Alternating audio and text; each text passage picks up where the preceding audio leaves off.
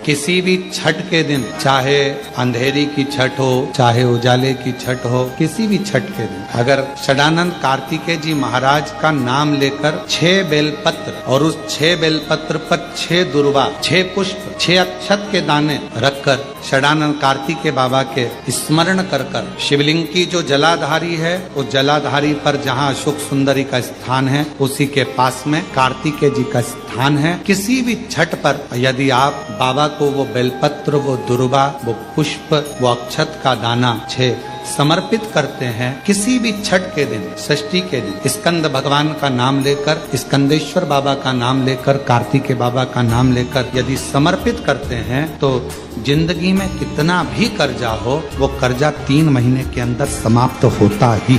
कितना भी कर्जा, साथ में आपका परिश्रम, साथ में आपकी मेहनत और आपकी दृढ़ता। शीतला माता की पूजन होती है ठंडे समय में, शीतल समय में। शीतला माता ने ये नहीं किया कि रोटी बना के उठो और थाली लेके लाइन में लग जाओ। तुम देखना, शीतला माता की पूजन करने लोग जाते ना शीतला सप्तमी, शीतला अष्टमी पे, बस 11 बजे तक तो रोटी बनाती रहेगी, सामान बनाती रहेगी। 1-1.5 घंटा में ठंडा हुआ, 12:30 बजे उठ के सीधे लाइन में लग जाएगी, जल्दी से पूजन करके सो जाऊंगी, काम खत्म। शीतला माता ने भी सोच लिया, बस तूने मुझे बेवकूफ बनाया, अब रुक जा तू। 11 बजे तक भोजन बनाया, 10 बजे तक भोजन बनाया, 1 बजे रात को लाइन में लग गई पूजन करने के लिए। 1 बजे रात को, न जाने किसने पहला दी कि 1 बजे रात को लग जाओ लाइन में, सुबह तक पूजन करके अपने घर आ जाओ, फिर आराम से आके सो जाओ। अब इतनी जल्दी क्या है भगवान के पूजन की? माँ की पूजन करने जा रहे हो, माता से लाड़ लड़ाने जा रहे हो, अपनी माता से अपने दिल की बात कहने के लिए जा रहे हो, अपने स्नेह की बात कहने के लिए जा रहे हो, तो धीरे धीरे प्रेमवश आनंद से माता की आराधना शीतल समय में, ठंडे समय में। ठंडे समय का मतलब है भीतर से ठंडे होकर, अपने भीतर से ठंडे होकर। अब अपने भीतर तो ठंडा ही है ही नहीं ना, जल्दी जल्दी चलो। और आधी बहुत पतली खुशी है और और ये कितना बड़ा कपड़ा थाली पे ढाक ढुका के लाइन में खड़ी है शीतला माता। शीतला माता, या हाथ में लोटा या हाथ में थाली, और इतनी देर में पड़ोसन निकल के बाजू में से जा रही थी और लोटा थोड़ा सा ढुल गया। अब यहां शीतला माता की पूजन करने आई और ये हो गई चंद्र घंटा। लोटा जरा सा ही पानी का झलका, देख के नहीं चल सकती। ठंडा भोजन हाथ में, लोटा ठंडा पानी का, और अंदर अग्नि। शीतला माता भी कह रही इसको अजान दो पहले, इसको। क्या मतलब? भीतर से शीतल होइए, भीतर से ठंडे होइए। चित्त, वृत्ति, मन जब भीतर से शीतल होगा, ठंडा होगा, तो मेरी शीतला माता, तुमने पूजन करा ना करा, मेरी शीतला माता प्रसन्न हो जाएगी। बस भीतर से शीतल होइए, ठंडे होइए। तो जब माता उमा जब प्रगटी तो उनका केश भूमि पर गिरा, और भूमि पर गिरने के कारण उससे एक वृक्ष उत्पन्न हुआ जो नीम का वृक्ष कहलाता, निमाड़ी का वृक्ष कहलाता। इसलिए साउथ में, दक्षिण में नीम के वृक्ष को स्वयं देवी का प्रतिबिंब माना जाता है। नीम के वृक्ष को स्वयं माता का प्रागट्य उत्सव माना जाता है। नीम के वृक्ष को स्वयं देवी का भाव वर्णित किया जाता है। और बहुत सुंदर बात है महाराज जी, जिसके शरीर में माता निकल गई हो, दाने दाने पड़ गए हो पूरे शरीर में, बुखार भी बहुत तेज आ रहा हो, और पूरे शरीर में माता जी निकल गई हो, 1 लोटा पानी जिसके शरीर में माता जी निकली है उसके पास में रख दो, और वो पानी उठाकर नीम के पेड़ में उस व्यक्ति के ऊपर से 7 बार उतार के नीम के पेड़ में डाल दो। 3 दिन के अंदर उसकी माता जो शरीर में निकली हुई है, दाने दाने पड़े हुए हैं, जो बुखार बहुत तेज आ रहा है, उसमें धीरे धीरे आराम मिलना प्रारंभ हो जाता है।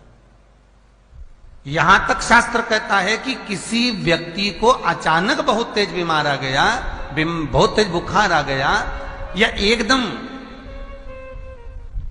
हम तो यहां तक कहेंगे कि ये वायरस चल रहा है, महामारी चल रही है, और कंठ में भी आपको अगर जलन पड़ रही है, कंठ रुक रहा है, बुखार बहुत तेज आ रहा है, शरीर में ताप है, डॉक्टर को दिखाओ मना नहीं है, सब कुछ करो मना नहीं है, पर एक लोटा पानी अपने ऊपर से उतार कर 21 बार नीम के पेड़ में ले जाकर नाम गोत्र बोलकर डाल दीजिए, और नीम के पेड़ के नीचे की मिट्टी को अपने कंठ पर लगा लीजिए। 20 से 25 मिनट बाद आपको आराम लगना प्रारंभ हो जाएगा। ये उमा देवी है का जो पूजन का विधान है, उस विधान में कोई गर्म चीज की महत्वता नहीं है क्या? कोई गर्म चीज की महत्वता? फिर भी दुनिया के लोग अपनी बुद्धि लगाकर माता की जब पूजन करने जाते हैं तो वहां अगरबत्ती भी जलाते हैं और दिया भी जलाते हैं। अब एक तरफ तो तुम माता को ठंडा पानी का भोग लगा रही हो, एक तरफ तो ठंडा भोजन चढ़ा रही हो, एक तरफ तो ठंडे का प्रयास कर रही हो, और ऊपर से माता को तुम दिया लगाकर, अगरबत्ती लगाकर तुम माता को सम्मुख में गर्म तत्व को प्रदान कर रही हो, और फिर आकर कहती हो कि मेरा बच्चा क्यों बीमार पड़ता है, मेरे पति को आगे बार बार ये कष्ट क्यों आता है, घर में लोग चिड़चिड़े क्यों हो जाते हैं, घर में लोग क्लेश क्यों करते हैं, आखिर कारण क्या है? तो कारण तो तुम खुद हो कि जो चीज लिखी है वो ना करते हुए दुनिया जो कर रही है तुम वो करना चाहते हो। तुम भगवान की पूजन उस विधान से नहीं करना चाहते जो विधान शास्त्रों में।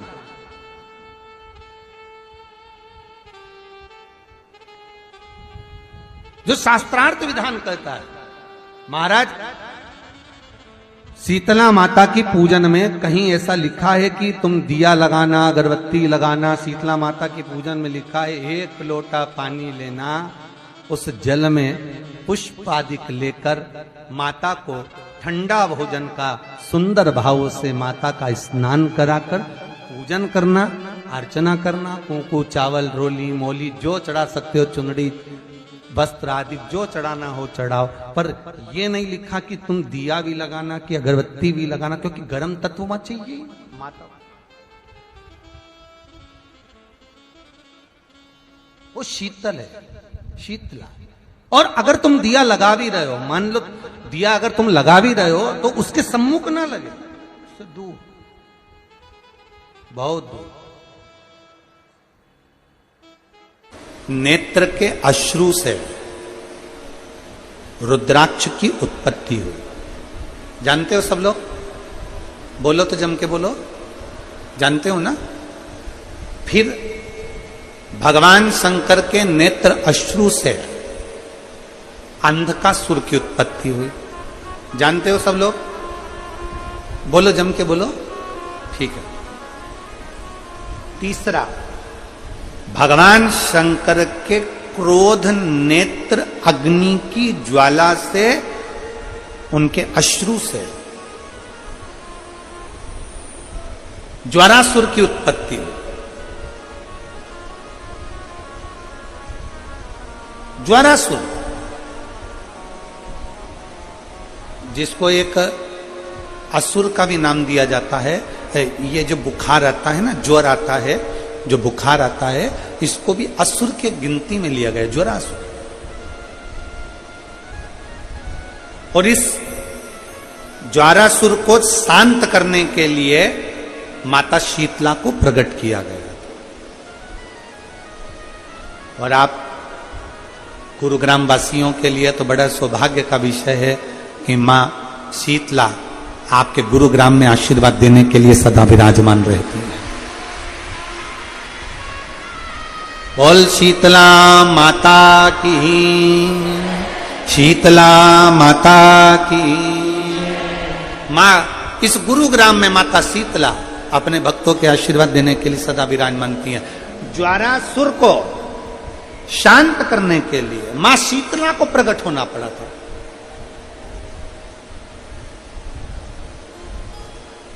मां शीतला को प्रकट किया।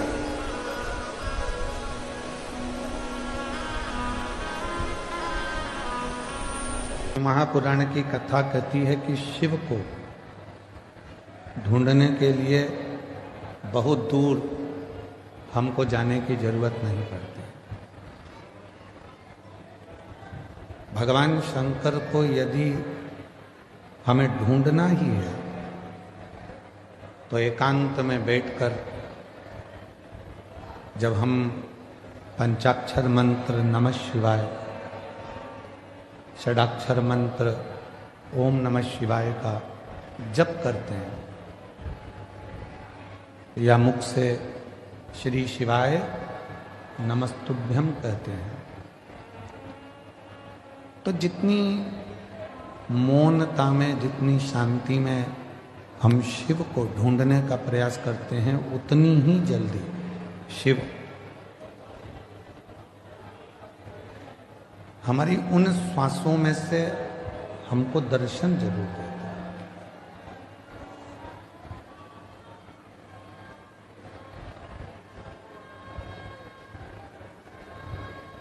हम दूसरे को बोलते हैं कि ध्यान से पढ़ना,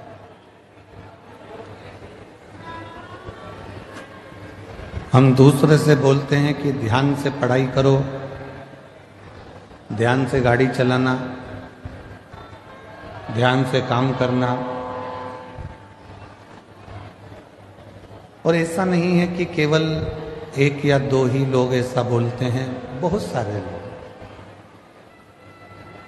आप अपने बच्चों से भी कहते हो ध्यान से पढ़ो, ध्यान से पढ़ाई करो, ध्यान से गाड़ी चलाओ, ध्यान से काम करो। पर शिव महापुराण की कथा कहती है कि पहले हम दूसरे से कह सकते हैं कि ध्यान से काम करो, ध्यान से गाड़ी चलाओ, ध्यान से पढ़ाई करो, पर शिव पुराण की कथा कहती है कि पहले अपने को भी, अपने ऊपर भी ध्यान देना जरूरी है। कहीं हम अपने पथ से तो नहीं भटक रहे, कहीं हम अपने पथ से तो नहीं भटक रहे।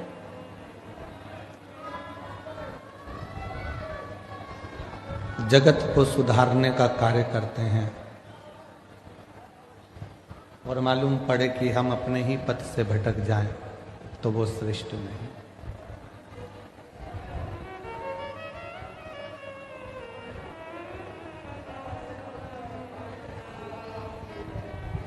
एक बहू सोचती है कि मैं मेरे घर में जाऊंगी ससुराल में तो मैं मेरे ससुराल को सुधार दूंगी। सास सोचती है कि मैं, मेरी बहू कैसी भी आएगी मैं उसको सुधार दूंगी।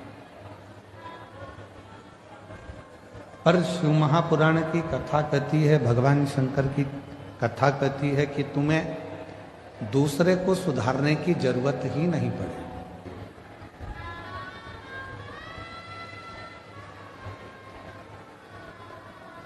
शिव महापुराण की कथा कहती है कि आपको दूसरे को सुधारने की जरूरत ही नहीं पड़े। जरूरत है हमें अपने आप को सुधारने की, जरूरत है हमें अपने आप को सुधारने की। गायत्री परिवार वाले कहते हैं हम सुधरेंगे, जम के बोलो, युग सुधरेगा। हम बदलेंगे, युग बदलेगा। अर्थात गायत्री परिवार में कहा जाता है कि हम सुधरेंगे, युग सुधरेगा, मतलब हमको सुधारना स्वयं को जरूरी है।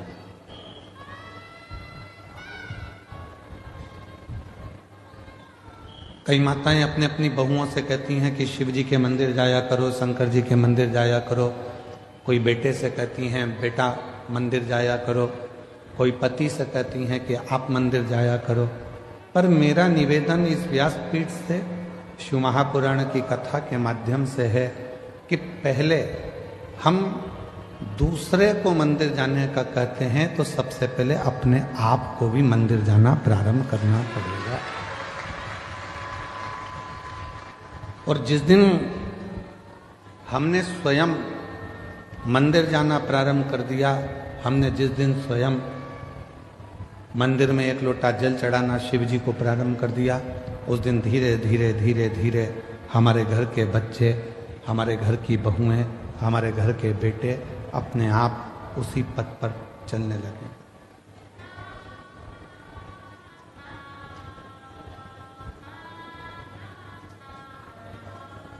हम कहते तुम करो,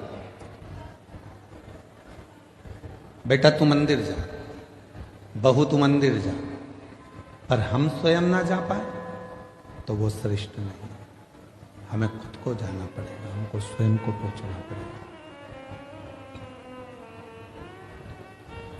और तेरे मंदिर में आना मेरा काम है, मेरी बिगड़ी बनाना तेरा काम है।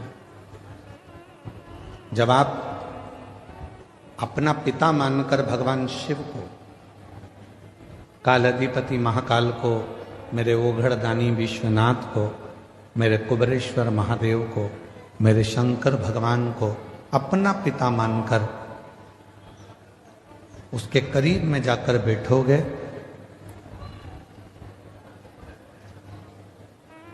तो निश्चित है वो आपके मन की बात को सुनेगा।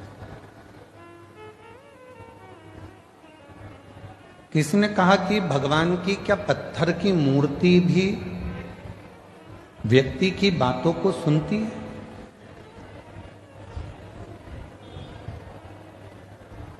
क्या पत्थर की मूर्ति हम जो कहेंगे वो सुनेगी? क्या वृक्ष हमारी बातों को सुनते हैं? क्या पशु पक्षी हमारी बातों को सुनते हैं?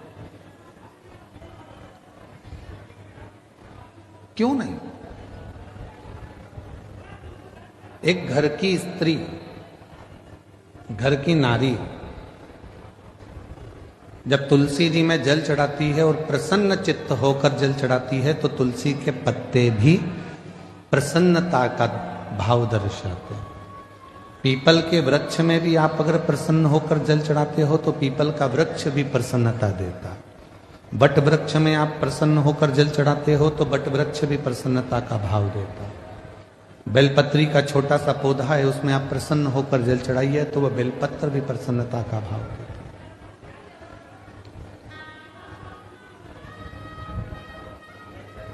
एक जीव, एक जंतु, पशु, पक्षी, वायुचर, जलचर, थलचर जितने भी हैं, चाहे वो मनुष्य हो, चाहे संसार के जितने भी जीव हों, वो सब यदि आप प्रसन्नता देते हो तो वो भी आपको प्रसन्नता जरूर प्रदान करते हैं।